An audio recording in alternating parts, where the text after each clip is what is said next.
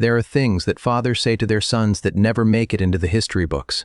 Words spoken in private moments that carry more weight than any public declaration, any award acceptance speech, any carefully crafted statement released to the press. Frank Sinatra was one of the most documented human beings of the 20th century. Journalists followed him, biographers studied him, photographers captured him at every angle in every decade across an entire era of American life. The world believed it knew him completely. But there was one document, one single piece of paper that Frank Sinatra wrote with his own hand and sealed in an envelope and gave to his son Frank Sinatra Jr. with one instruction. Do not open this until I tell you to, or until I am no longer here to tell you anything. Frank Jr. carried that envelope for 30 years, through decades of his own career, and his own struggles, and his own complicated journey of being the son of a man whose shadow covered everything. And then one day he opened it. What was inside that letter did not just move him. It broke something open in him that had been sealed shut for most of his adult life. This is that story. Before we dive into video, please subscribe to our channel, the 12th of that name. To understand what that letter meant to Frank Sinatra Jr., you first need to understand what it cost him to carry his father's name through the world. Francis Wayne Sinatra was born in January 1944 in Jersey City, New Jersey. He was the second child and only son of Frank Sinatra and Nancy Barbado Sinatra. He came into the world at the precise moment when his father was becoming something larger than an ordinary human being could comfortably contain. Frank Sinatra Sr. in the mid-1940s was not simply famous. He was a phenomenon. He was the first modern pop star in the truest sense. Young women fainted at his concerts. Newspapers tracked his every movement. His face was on the cover of everything. He was in the process of becoming one of those rare figures who stops belonging entirely to themselves and starts belonging partly to the culture that has claimed them. Into this world arrived a small boy with his father's name and his father's dark eyes, and absolutely no say in either of those facts. Frank Jr. grew up watching his father from a particular and painful distance, not the distance of neglect exactly. Frank Sr. was not an absent father in the simple sense. He appeared, he provided. He cared in the ways that were available to a man who was that famous and that restless and that consumed by the demands of a career that never slowed down. But the emotional closeness that a son needs from a father, the steady, unhurried presence, that was harder to come by. Frank Sr. lived at a velocity that made intimacy difficult. He moved through the world at a speed that left very little room for the quiet conversations that build a real relationship between a parent and a child. Frank Jr. watched this and absorbed it and said very little about it publicly for most of his life. He was loyal to his father with a consistency that people who knew him described as almost fierce. He did not complain. He did not seek sympathy. He simply carried what he carried and kept moving forward. But he was carrying a great deal, trying to exist in an impossible space. When Frank Jr. decided to pursue a career in music, the world had already decided how it was going to receive that information. He was talented. That was not in dispute among the people who actually sat in rooms and listened to him. He had a voice that was genuine and capable, and trained with a seriousness that spoke to real commitment. He had his father's musicality without being a copy of his father's style. He had worked hard to develop something that was his own, while acknowledging the inheritance he could not pretend away. None of that mattered to the narrative that the press had already written for him. Every review, every profile, every interview circled back to the same point. He was Frank Sinatra's son. Everything he did was filtered through that fact before it was evaluated on its own terms. If he sang well, it was because of his father's genes. If he struggled, it was because nobody could live up to that standard. He was never simply a musician making his way. He was always a symbol of something the world found interesting about inheritance and legacy, and the particular cruelty of being born to someone extraordinary. In 1963, something happened that changed everything. Frank Jr. was kidnapped. He was 19 years old performing in Lake Tahoe, Nevada, when 3 men abducted him and held him for ransom. The ordeal lasted 2 days. His father paid the ransom. Frank Jr. was released physically unharmed, but carrying something inside him that would take years to process. The kidnappers were caught and convicted. But the story did not end there for Frank Jr., because the press, in a cruelty that is difficult to fully comprehend, began suggesting that the kidnapping had been staged, a publicity stunt, a desperate attempt by a young man who could not get attention on his own merits to manufacture some. There was no evidence for this. The suggestion was investigated and dismissed, but once something like that is said publicly, it leaves a mark that facts cannot fully erase. Frank Jr. spent years living with the knowledge that a portion of the public believed he had faked his own kidnapping for attention. He did not speak extensively about how this affected him. He was his father's son in this way as well. He kept the interior damage private and presented the world with a functioning, professional exterior. But it was there. The father and son they Oakley were the public version of the relationship between Frank Sinatra and his son was always simplified. The complicated true version involved two people who loved each other sincerely and understood each other imperfectly, and were separated not by hostility, but by the specific difficulties that come when one person in a relationship is so large and so consuming that the other person struggles to find the air to breathe. Frank Sr. was not unaware of this. People close to him in his later years described the man who thought about his son with a tenderness that he did not always know how to express directly. He was from a generation and a temperament that treated emotional directness as something close to weakness. He showed love through action, through provision, through showing up at the important moments even when the showing up was complicated by everything else he was managing. But the words, the direct, simple, honest words that a son needs to hear from his father, those came harder. Frank Jr. worked with his father for years as a conductor and musical director. He was extraordinarily good at it. He understood his father's music from the inside in a way that nobody else could have, because it was in some sense also his music. The music he had grown up inside of and been shaped by, whether he chose that or not.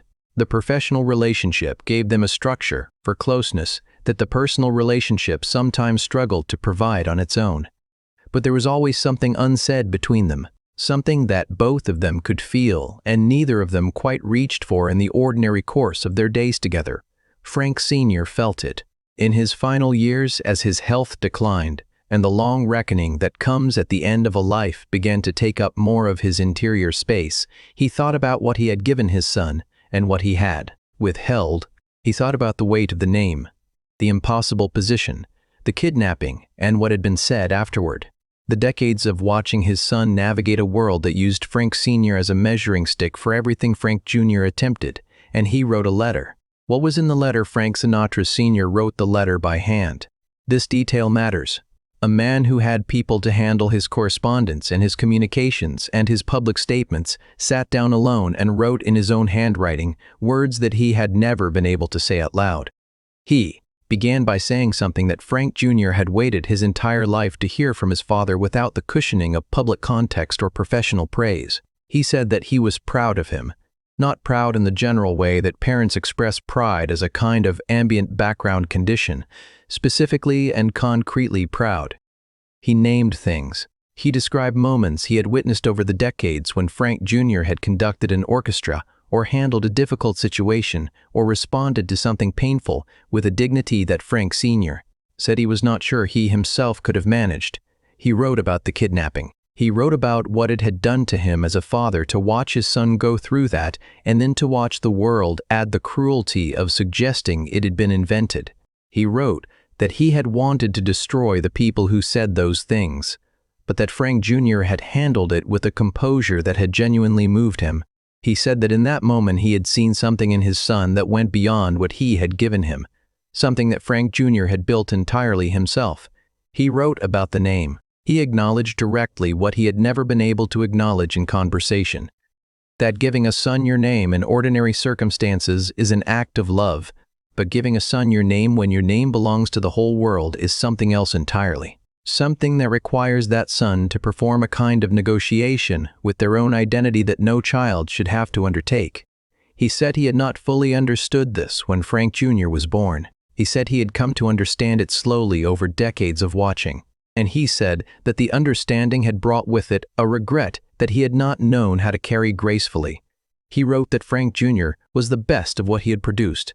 Not the most famous, not the most celebrated, the best, the most genuinely decent, the person in his life who had shown him consistently what it looked like to absorb difficulty without becoming diminished by it.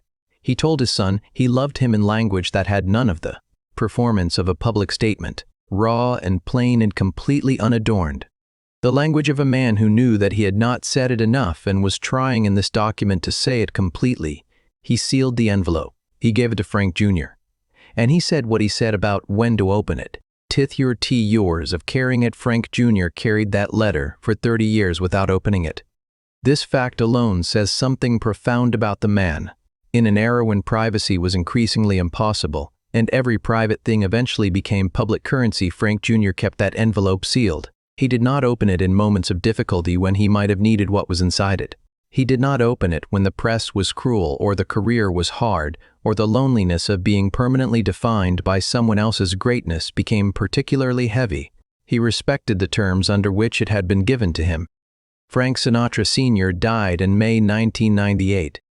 He was 82 years old. Frank Jr. was 54. He had spent his adult life in his father's orbit and his father's industry, and now his father was gone, and the world that had always defined him in relation to that man had to find a new way to describe him. Frank Jr. opened the letter. People who were present when he read it for the first time described what happened to his face as something they did not have adequate language for. He read slowly. He did not perform his reaction for anyone in the room. He simply read and let what was on the page do what it was going to do to him. And when he finished, he sat very still for a long time. He said later that reading the letter felt like being given something back that he had not known was missing, like a piece of himself that had been on loan to his grief and his confusion for 30 years had been quietly returned. Frank Sinatra Jr. spent the years after his father's death continuing to work in music. He conducted orchestras. He performed. He talked about his father in interviews with a generosity of spirit that people consistently noted. He was not bitter. He was not diminished by the decades of living in that enormous shadow. He had found a way to exist with integrity inside circumstances that had never been designed with his integrity in mind. People who knew him in those years described a man who had arrived somewhere, not at peace exactly. That is too simple a word for the complicated territory a person inhabits when they have processed something as large as what Frank Jr. had processed, but arrived at something honest. Something that had room in it for the full complicated truth of who his father was and what their relationship had been, and what the letter had finally given him. He carried the letter with him for the rest of his life the way he had carried the envelope for 30 years, carefully, privately, as something that belonged entirely to him in a life where very little had ever felt entirely his own. Frank Sinatra Jr. died in March 2016. He was 72 years old. He died doing the thing he had spent his life doing.